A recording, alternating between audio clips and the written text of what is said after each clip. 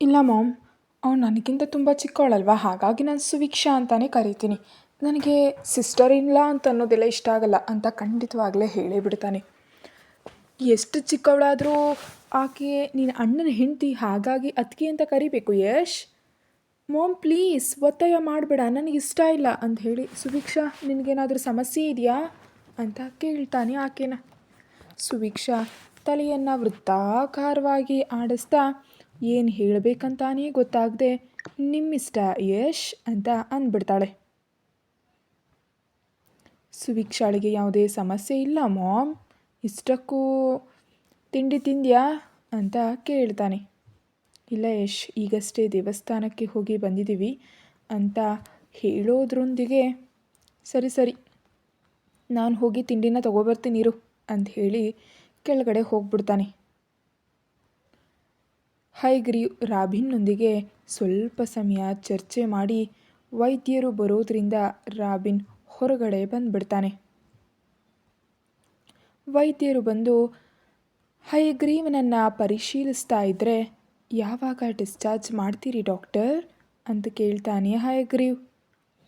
ವೈದ್ಯರು ಹೈಗ್ರೀವ್ನ ಸ್ಥಿತಿಯನ್ನು ಪರಿಶೀಲಿಸ್ತಾ, ಹೆಚ್ಚು ಅಂದರೆ 15 ದಿನಗಳು ಬೇಕಾಗತ್ತೆ ಸರ್ ಅಂತ ಅಂತಾರೆ. No doctor, I have to go in 1 week ಅಂತ ಅಂತಾನೆ. ನೋ ಸರ್, ನಿಮ್ಮ ಸ್ಥಿತಿ ಇನ್ನೂ ಸಂಪೂರ್ಣವಾಗಿ ಸರಿಯಾಗಿಲ್ಲ, ಅದಕ್ಕೆ ಹೀಗಿರಬೇಕು ಅಂತ ಹೇಳ್ತಾ ಇರೋದು. ದಯವಿಟ್ಟು ಅರ್ಥ ಮಾಡ್ಕೊಳ್ಳೋದಕ್ಕೆ ಪ್ರಯತ್ನಿಸಿ ನೀವು ಅಂತ ಹೇಳಿ ಇಂಜೆಕ್ಷನನ್ನು ನೀಡಿ ಹೊರಗಡೆ ಬರ್ತಾರೆ. ಗಾಯತ್ರಿ ಮುಂತಾದವರು ಕೂಡ ಅದೇ ವಿಷಯವನ್ನು ತಿಳಿಸ್ತಾರೆ ಡಾಕ್ಟರ್. ತಿನ್ನೋದಕ್ಕೆ ಏನಾದರೂ ಕೊಡಬಹುದಾ ಅಂತ ಸುವಿಕ್ಷಾ ಮೆಲ್ಲ ಕೇಳ್ತಾಳೆ ವೈದ್ಯರನ್ನು. ಇಲ್ಲ ಮೇಡಮ್, ಸುಮಾರು 3 ದಿನಗಳವರೆಗೆ ಏನನ್ನೂ ಕೊಡಬೇಡಿ, ಕೇವಲ ಔಷಧಿ ಮಾತ್ರ. 4ನೇ ದಿನದಂದು ಸ್ವಲ್ಪ ಹಾಲು ಅಥವಾ ಜ್ಯೂಸ್ ಕುಡಿಸ್ರಿ, ಆಗ ನಾವು ಮುಂದಿನ ಸೂಚನೆಯನ್ನು ನೀಡ್ತೀವಿ ಅಂತ ಹೇಳಿ ಅವರು ಹೊರ್ಟು ಹೋಗ್ತಾರೆ. ಯಶು ಮತ್ತು ಮಿಕ್ದವರೆಲ್ಲ ಸ್ವಲ್ಪ ಸಮಯ ಅಲ್ಲಿದ್ದು ಹೊರ್ಟು ಹೋಗ್ತಾರೆ. ಸುವಿಕ್ಷಾ ಹೈಗ್ರೀವ್ನ ಹತ್ರ ಬಂದು ಮೌನವಾಗಿ ಕೂತ್ಕೊಳ್ತಾಳೆ. ಗಾಯತ್ರಿಯವರು ಆಯಾಸಗೊಂಡಿರೋದ್ರಿಂದ ಕೊಠಡಿಯಲ್ಲಿ ವಿಶ್ರಾಂತಿಯನ್ನು ತೆಗೆದುಕೊಳ್ತಾ ಇರ್ತಾರೆ. ಮಧ್ಯಾಹ್ನದ ವೇಳೆಗೆ ಮುಖ್ಯಮಂತ್ರಿಗಳು ಸಭೆಯನ್ನೆಲ್ಲ ಮುಗಿಸಿ ನೇರವಾಗಿ ಆಸ್ಪತ್ರೆಗೆ ಬಂದು ಮಲಗಿರುವ ಗಾಯತ್ರಿಯನ್ನು ನೋಡಿ ಹಯಗ್ರೀವನ ಹತ್ರಕ್ಕೆ ಬರ್ತಾರೆ.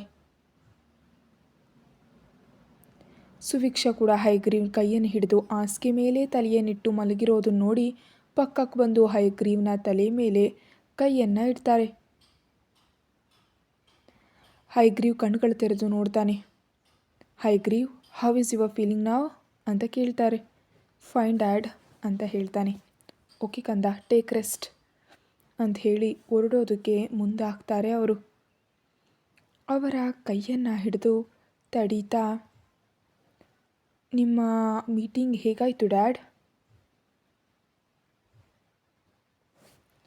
ಅಂತ ತನ್ನ ತಂದೆಯನ್ನು ಕೇಳ್ತಾನೆ. ಹಾಂ, ನಿನಗೆ ತಿಳಿದೇ ಇರೋದಿಲ್ಲ ಅಲ್ವಾ ಅಂತ ಅವರು ಸಣ್ಣದಾಗಿ ನಗ್ತಾರೆ. ಹಯಗ್ರೀವ್ ಮಾತ್ರ ಗಂಭೀರ ಮುಖಭಾವದೊಂದಿಗೆ, ಡ್ಯಾಡಿ, ನೀವು ಯಾರಿಗೂ ಕ್ಷಮೆಯಾಚನೆ ಮಾಡಬೇಡಿ. ಆ CBI ತನಿಖೆ ಏನೇ ಆದರೂ ನಾನು ನೋಡ್ಕೊಳ್ತೀನಿ, ನೀವು ಹೋಗಿ ವಿಶ್ರಾಂತಿ ತಗೊಳ್ಳಿ. ಆ್ಯಂಡ್ ವಸಂತ್, ನಿಮ್ಮ ಅಪಾಯಿಂಟ್ಮೆಂಟ್ ಕೇಳಿದಂತೆ ಅಲ್ವಾ? ಹೌದು, PA ಹೇಳ್ದ ಕೇಳಿದ್ರು ಅಂತ.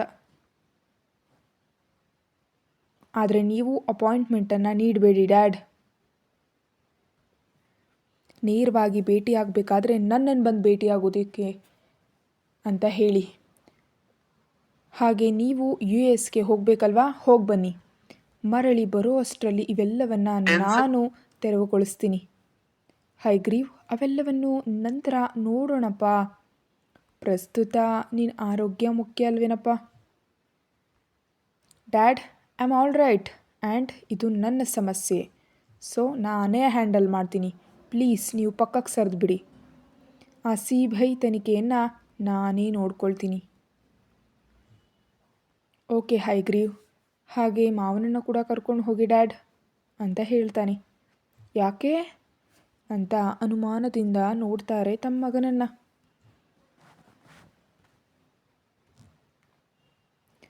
ಮಾವ ಒಳ್ಳೆಯವರೇ ಆದರೂ ಈಗ ನಾನು ಅವರ ಮಗಳನ್ನು ಹೊಡೆದಿದ್ದೀನಿ ಅಂತ ನನ್ನನ್ನು ಶತ್ರುಗಳ ಪಟ್ಟಿಯಲ್ಲಿ ಸೇರಿಸ್ತಾರೆ.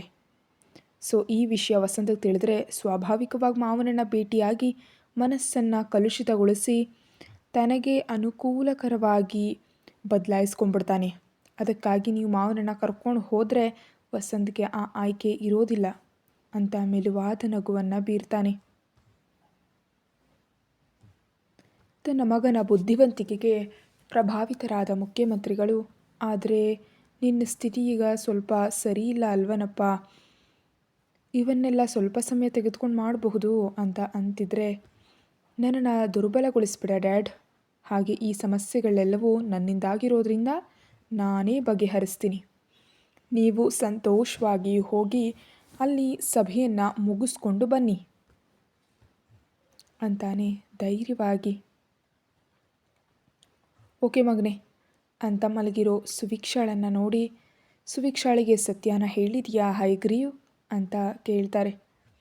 ಈಗಲೇ ಅಲ್ಲ ಡ್ಯಾಡ್, ನೀವು ಕೂಡ ಅವಳಿಗೇನು ಹೇಳಬೇಡಿ ಅಂತ ಹೇಳ್ತಾನೆ. ಅವ್ರು ಸಣ್ಣದಾಗಿ ನಕ್ಕು ಓಕೆ ರೆಸ್ಟ್ ತಗೋ ಅಂತ ಹೇಳಿ ಓಟ್ ಹೋಗ್ತಾರೆ ಅಲ್ಲಿಂದ. ಹಯಗ್ರೀವ್ ಯೋಚಿಸುತ್ತಲೇ ತಲೆಯನ್ನು ತಿರುಗಿಸಿ ಸುವಿಕ್ಷಾ ಕಡೆ ನೋಡಿ, ಈ ವಿಷಯ ಮುಕ್ತಾಯಗೊಂಡ ನಂತರ ಮಾವನನ್ನು ದಾರಿಗೆ ತರಬೇಕು ಅಂತ ಅಂದ್ಕೊಳ್ತಾ ಸುವಿಕ್ಷಾ ಹಿಡ್ಕೊಂಡಿರೋ ಕೈಯನ್ನು ಮೆಲ್ಲಗೆ ಹಿಂದೆ ತೆಗೆದುಕೊಳ್ಳೋದಕ್ಕೆ ಪ್ರಯತ್ನಿಸ್ತಾನೆ. ಆದರೆ ಆಕೆ ಇನ್ನೂ ಗಟ್ಟಿಯಾಗಿ ಹಿಡ್ಕೊಂಡು ಮಲ್ಕೊಳ್ತಾಳೆ. ಹಯಗ್ರೀವ್ ಸಣ್ಣದಾಗಿ ನಕ್ಕು ಕಣ್ಣುಗಳನ್ನ ಮುಚ್ಕೊಂಡ್ಬಿಡ್ತಾನೆ. ಹಯಗ್ರೀವ್ ಈಗಾಗಲೇ ಮುಖ್ಯಮಂತ್ರಿಗಳಿಗೆ ದೃಢವಾಗಿ ಹೇಳಿರೋದ್ರಿಂದ ಈ ವಿಷಯ ಹೊರಗೆ ತಿಳಿಯೋದಕ್ಕೆ ಬಿಡಲಿಲ್ಲ.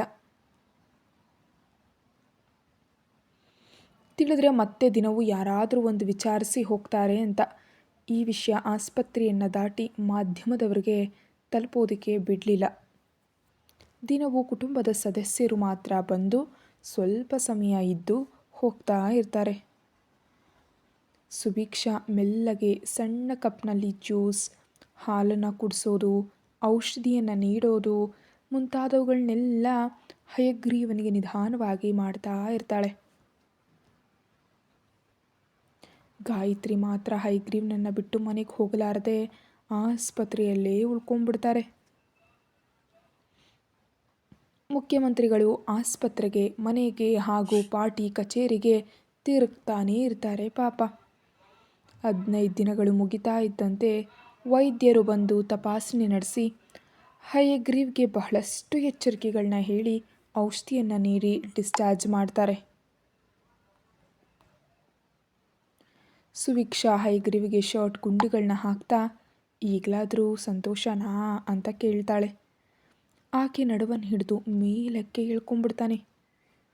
ಸುವಿಕ್ಷಾ ಅಂತೂ ಕಂಗಾಲಾಗಿ ಏನು ಮಾಡ್ತಾ ಇದ್ದೀರಾ ನೀವು ಅಂತ ಇಬ್ಬರ ಮಧ್ಯೆ ಕೈಗಳನ್ನು ಇಟ್ಟು ಹಯಗ್ರೀವನಿಗೆ ತಗಲದಂತೆ ಎಚ್ಚರಿಕೆಯನ್ನು ವಹಿಸ್ತಾಳೆ.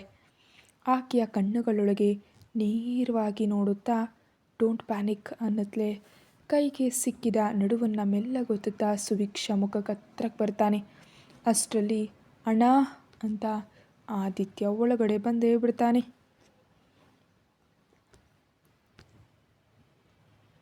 ಸುವಿಕ್ಷಾನ ಹಿಂದೆ ಸರಿಸಿ ವಾಟ್ ಆದಿ ಅಂತಾನೆ ಅಸಹನೆಯಿಂದ. ಅದೇ ಅಣ್ಣ ಬರ್ತೀರಾ ಅಂತ ಕೇಳೋಣ ಅಂತ ಬಂದೆ. ಆದಿತ್ಯ ಬರ್ತಿದ್ದೀವಿ. ಸುವಿಕ್ಷಾ ಹಯಗ್ರೀವನಿಗೆ ಶರ್ಟ್ ಗುಂಡುಗಳನ್ನ ಹಾಕಿ ಮೆಲ್ಲಗೆ ನಡೆಸ್ತಾಳೆ. ಆದಿ ಮತ್ತೊಂದು ಕಡೆ ಹಿಡ್ಕೊಂಡು ಕಾರಿನ ಹತ್ತಿರ ಕರ್ಕೊಬರ್ತಾರೆ.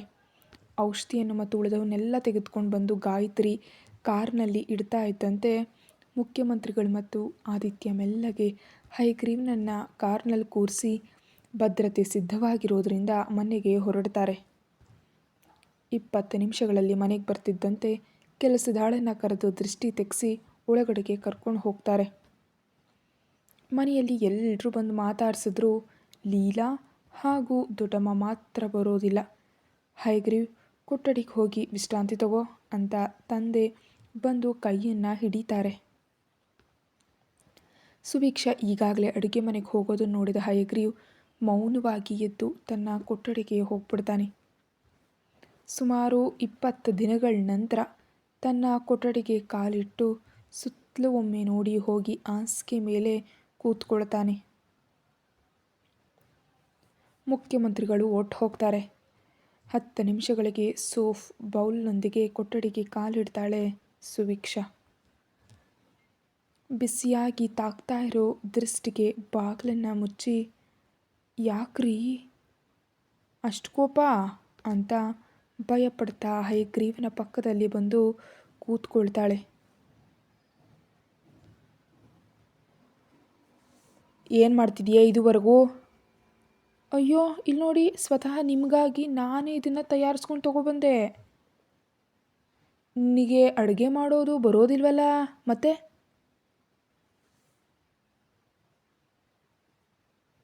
ಅಯ್ಯೋ ನೀವು ಫ್ರೆಶ್ ಆಗಬೇಕಲ್ವಾ, ತುಂಬ ಕಿರಿಕಿರಿ ಆಗಿದೆ ಅಲ್ವಾ? ಅಮ್ಮೋ, ವೈದ್ಯರಿನ್ನು 4 ದಿನಗಳವರೆಗೆ ನೀರು ಬೀಳಬಾರ್ದು ಅಂತ ಹೇಳಿದ್ದಾರೆ. 1 ನಿಮಿಷ ಇರಿ ಅಂತ ಬೌಲಿನ ಪಕ್ಕದಲ್ಲಿಟ್ಟು ಶರ್ಟ್ ಕಳಿಸಿ ಪಕ್ಕದಲ್ಲಿ ಹಾಕಿ ಬಿಸಿ ನೀರಿನಿಂದ ಮೈಯನ್ನು ಅಂದವಾಗಿ ಒರೆಸ್ತಾಳೆ. ಆಕೆ ಮುಖದಲ್ಲಿ ಎಲ್ಲಿಯೂ ಕಿರಿಕಿರಿ ಅಥವಾ ಅಸಹ್ಯ ಕಾಣಿಸ್ಕೊಳ್ಳದೆ ಇರೋದ್ರಿಂದ ಸ್ವಲ್ಪ ಮುಕ್ತವಾಗೇ ಇರ್ತಾನೆ. ಮೈಯನ್ನು ಒರೆಸಿ ಟವಲ್ನಿಂದ ತೇವನೆಲ್ಲ ತೆಗೆದು ಹೊಸ ಶರ್ಟ್ ತಂದು ಹಾಕಿ ಉಗುರು ಬೆಚ್ಚಗಿರೋ ಸೂಪ್ ಒಂದು ಚಮಚದಲ್ಲಿ ತೆಗೆದುಕೊಂಡು ಕುಡೀರಿ ಅಂತ ಬಾಯಿಗೆ ಇಡ್ತಾಳೆ. ತಲೆ ಸ್ವಲ್ಪ ಪಕ್ಕಕ್ಕೆ ಬಂದು ಆಕೆ ಕೆನ್ನೆ ಮೇಲೆ ಮುತ್ತಿಟ್ಟು ಬಾಯಿಯನ್ನು ತೆರೀತಾನೆ. ಸುಭಿಕ್ಷಾ ಸಣ್ಣದಾಗಿ ನಕ್ಕು ಸೂಪನ್ನು ಕುಡಿಸ್ತಿದ್ರೆ ಹಯಗ್ರೀವ್ ಅದನ್ನು ಕುಡಿದು ಮಲಗಿಬಿಡ್ತಾನೆ. ಸುಭಿಕ್ಷಾ ಹಾಸಿಗೆಯಿಂದ ಇಳಿಯೋದಕ್ಕೆ ಹೋಗ್ತಿದ್ರೆ ಆಕೆಯ ಕೈಯನ್ನು ಹಿಡಿದು ತಡಿತಾ ಕರೀತಾನೆ. ಮೌನವಾಗಿ ಬೌಲನ್ನು ಪಕ್ಕದಲ್ಲೇ ಇಟ್ಟುಬಿಟ್ಟು ಹಯಗ್ರೀವನ ಪಕ್ಕಕ್ಕೆ ಜಾರಿ ಭುಜದ ಮೇಲೆ ತಲೆಯನ್ನು ಇಟ್ಟು ಮಲ್ಕೊಂಡ್ಬಿಡ್ತಾಳೆ. ಆಕೆ ಭುಜ ಸುತ್ತ ಕೈಯನ್ನು ಹಾಕಿ ಕಣ್ಣುಗಳನ್ನ ಮುಚ್ಕೊಂಡ್ಬಿಡ್ತಾನೆ. ಬಹಳ ದಿನಗಳ ನಂತರ ಸ್ವಲ್ಪ ಪ್ರಶಾಂತವಾಗಿ ಅನಿಸಿ ಸುಭಿಕ್ಷಾ ಕೂಡ ಹಯಗ್ರೀವನನ್ನು ಗಟ್ಟಿಯಾಗಿಟ್ಕೊಂಡು ಬೇಗನೆ ನಿದ್ರಿಸ್ಬಿಡ್ತಾಳೆ. ಊಟದ ಸಮಯ ಆಗ್ತಿದ್ರು ಸುಭಿಕ್ಷಾ ಇನ್ನೂ ಬಾರದೇ ಇರೋದ್ರಿಂದ ಗಾಯತ್ರಿಯೇ ಕರೆಯೋದಕ್ಕೆ ಹೋಗ್ತಾರೆ. ಎಷ್ಟು ಸಲ ಕಾಲಿಂಗ್ ಬೆಲ್ಲನ್ನು ಒತ್ತಿದ್ರೂ ಬಾಗಿಲನ್ನು ತೆಗೆದಿಲ್ಲ. ಆದ್ದರಿಂದ ತಾನೇ ಗುಪ್ತ ಪದವನ್ನು ಒತ್ತಿ ಬಾಗಿಲನ್ನು ತೆಗೆದುಕೊಂಡು ಕೊಠಡಿಯೊಳಗೆ ಬರ್ತಾರೆ. ಪ್ರಶಾಂತವಾಗಿ ಒಬ್ಬರ ತೋಳಲ್ಲಿ ಮತ್ತೊಬ್ಬರು ಮಲಗಿರೋ ಸುಭಿಕ್ಷಾ ಹಾಗೂ ಮಗನನ್ನು ನೋಡಿ ಎಬ್ಬಿಸಬೇಕು ಅಂತ ಅನ್ನಿಸ್ದೆ ಮೌನವಾಗಿ ಬಾಗಿಲನ್ನು ಲಾಕ್ ಮಾಡಿ ಕೆಳಗೆ ಹೋಗಿ ಅವ್ರು ಮಲಗಿದ್ದಾರೆ ಅಂತ ಹೇಳಿ ಎಲ್ರಿಗೂ ಬಡಿಸ್ತಾರೆ. ಮಲಗಿರೋ ಸುಭಿಕ್ಷಾಳಿಗೆ ಬೆಳಗ್ಗಿನವರೆಗೂ ಎಚ್ಚರಿಕೆನೇ ಬರೋದಿಲ್ಲ. ಬೆಳಗ್ಗೆ 5 ಗಂಟೆ ಆಗ್ತಾ ಇರಲು ಕಣ್ಗಳು ತೆರೆದು ಸಮಯದ ಕಡೆ ನೋಡ್ತಾಳೆ. ಅಮ್ಮೋ, ಇಷ್ಟು ಗಂಟೆ ಮಲಗಿಬಿಟ್ನಾ ಅಂದ್ಕೊಂಡು ಪ್ರಶಾಂತವಾಗಿ ಮಲಗಿರೋ ಹಯಗ್ರೀವನ ಕಡೆ ನೋಡಿ ತೊಂದರೆಯಾಗದಂತೆ ಮೆಲ್ಲಗೆ ಹಯಗ್ರೀವನ ಹಣೆ ಮೇಲೆ ಮುತ್ತಿಟ್ಟು ಎದ್ದು ತಯಾರಾಗಿ ಕೆಳಗಡೆ ಹೋಗ್ತಾಳೆ.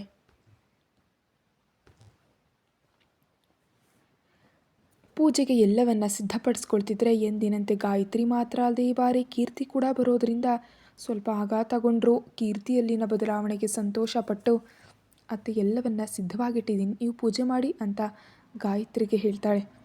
ಗಾಯತ್ರಿ ಸರಿ ಅಂತ ಪೂಜೆ ಮಾಡ್ತಿದ್ರೆ ಕೀರ್ತಿ ಮತ್ತು ಸುಭಿಕ್ಷಾ ನಮಸ್ಕರಿಸ್ತಾರೆ. ಪೂಜೆ ಮುಗಿತಾ ಇದ್ದಂತೆ, ಅತ್ತೆ ದೇವಸ್ಥಾನಕ್ಕೆ ಹೋಗಬೇಕು, ಇವತ್ತು ಸೋಮವಾರ ಅಲ್ವಾ, ಅವರ ಹೆಸರಿನಲ್ಲಿ ಅಭಿಷೇಕ ಮಾಡಿಸ್ಬೇಕು ಅಂತ ಅಂತಾಳೆ ಸುಭಿಕ್ಷಾ. ಓ ಹೌದಲ್ವಾ, ಸರಿ ಹೋಗೋಣ ಅಂತ ಗಾಯತ್ರಿ ಹೇಳಿ, ಅಯ್ಯೋ ಇವತ್ತು ನಿಮ್ಮ ಮಾವನವರಿಗೆ ಪ್ರಮುಖ ಸಭೆ ಇದೆ ಅಂತ ಹೇಳಿದ್ರು ಸುಭಿಕ್ಷಾ, ನಾನು ಎದುರು ಬರೋದು ಅವ್ರಿಗೆ ಬಹಳ ಇಷ್ಟ ಅಮ್ಮ.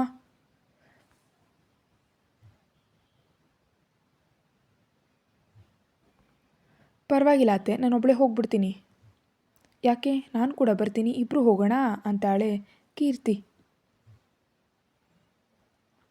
ಅವ್ರಿಗೆ ಒಂದು ಮಾತು ಹೇಳಿ ಬರ್ತೀನಿ.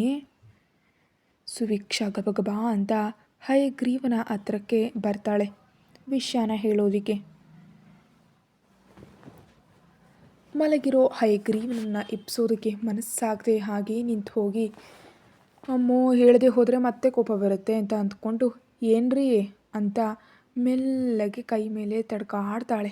ಹಯಗ್ರೀವ್ ನಿದ್ರೆ ಮಂಪರ್ನಲ್ಲೇ ಕಣ್ಗಳು ತೆರೆದು ನೋಡಿ ಸುವಿಕ್ಷಾಳ ಮುಖವನ್ನು ಗಮನಿಸಿ ಪೂಜೆ ಮಾಡಿದಾಳೆ ಅಂತ ಅರ್ಥ ಆಗಿ ಏನು ಎಂಬಂತೆ ಹುಬ್ಬುಗಳನ್ನ ಮೇಲಕ್ಕೇರಿಸ್ತಾನೆ. ಅದು ನಾನು ದೇವಸ್ಥಾನಕ್ಕೆ ಹೋಗಿ ಬಂದ್ಬಿಡ್ತೀನಿ.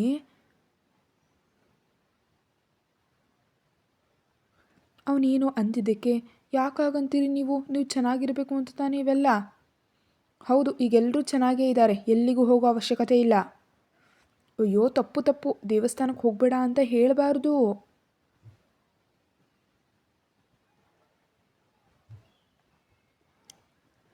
ಹೇಳೋದನ್ನು ಕೇಳು, ರಾಬಿನ್ ಕೂಡ ಈಗಿಲ್ಲ, ಅದಕ್ಕೆ ಬೇಡ ಅಂತ ಹೇಳ್ತಾ ಇರೋದು.